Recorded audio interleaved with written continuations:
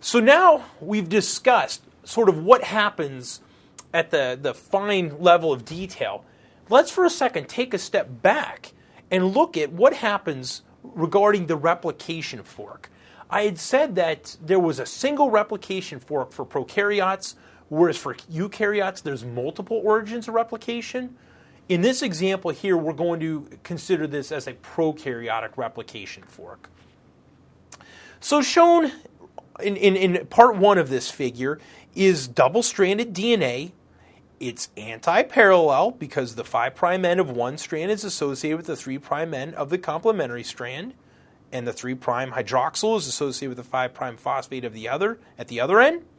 And of course it's complementary because these rungs of the ladder, if you will, are representing the hydrogen bonding that happens between the A's, the T's, and the G's, the C's. So there has to be an initial unwinding event that breaks some of these hydrogen bonds. The job of unwinding the DNA goes to DNA helicase.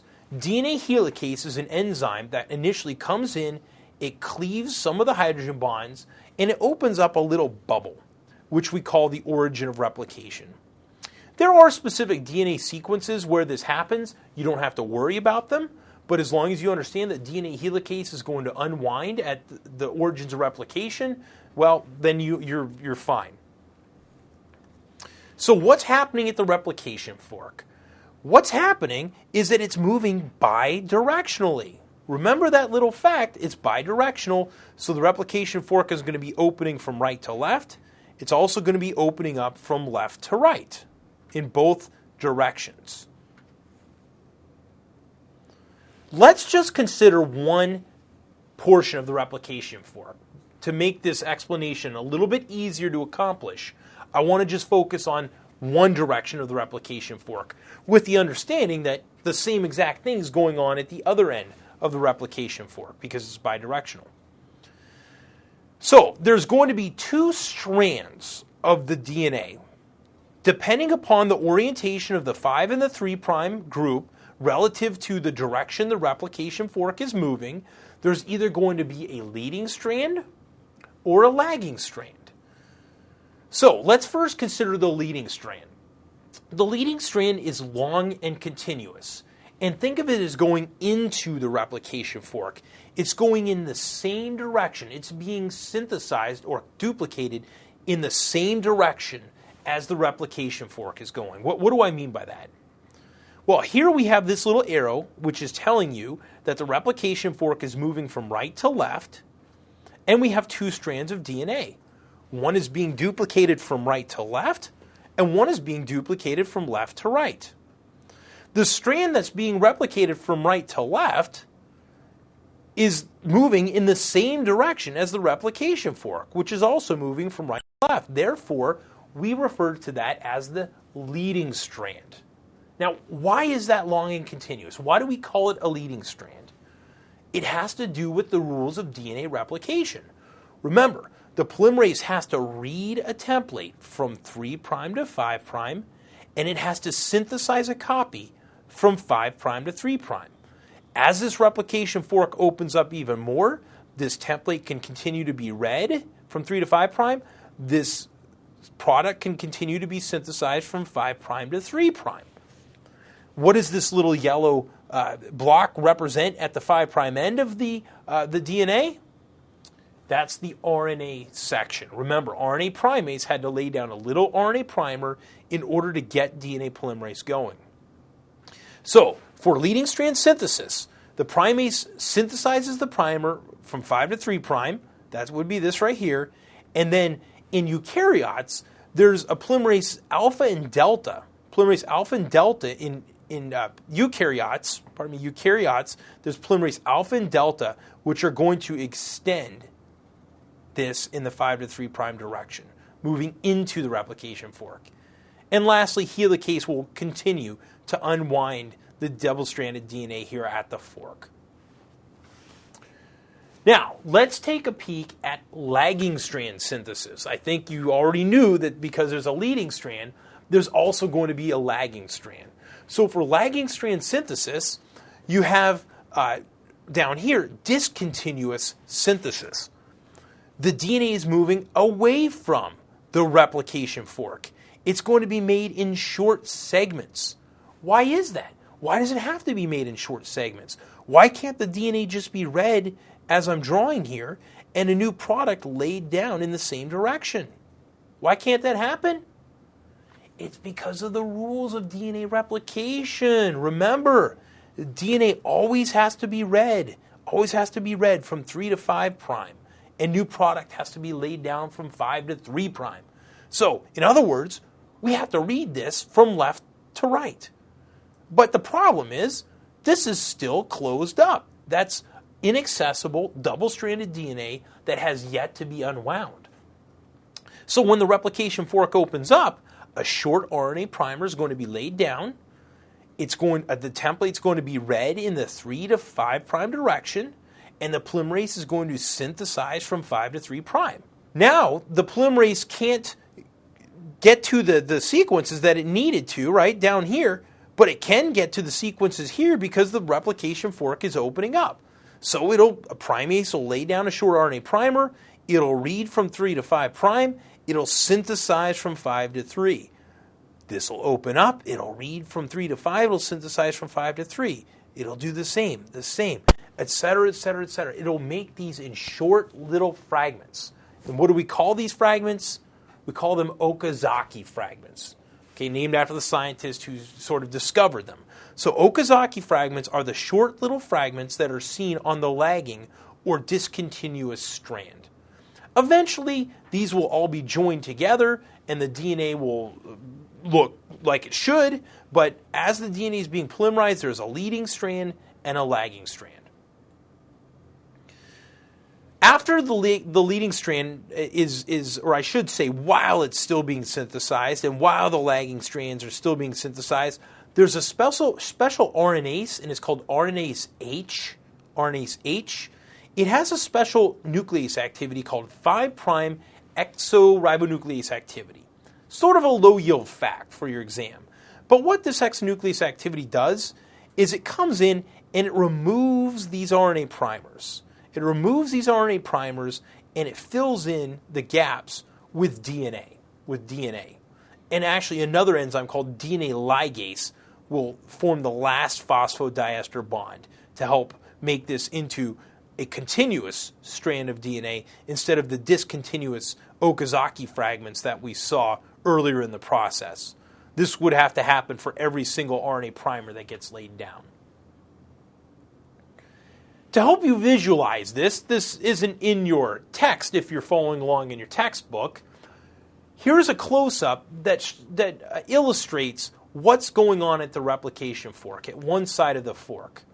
I'm going to tell you in advance that the fork is advancing from left to right. It's advancing from left to right. With that information in mind, you should be able to tell me which of these strands is leading and which of these strands is lagging. So if the replication fork is advancing from left to right, which strand is the leading strand? It has to be the strand that reads from 3 to 5 prime in that direction. Because if this strand reads from 3 to 5 and the replication fork is advancing in that direction, well, then you could simply start laying down new complementary anti-parallel DNA and following that replication fork. As these open up, the template's going to be read by the polymerase and these will be synthesized. That's a leading strand. The bottom strand, therefore, would be the lagging strand. Why? Well, it has to be read from 3 to 5 prime.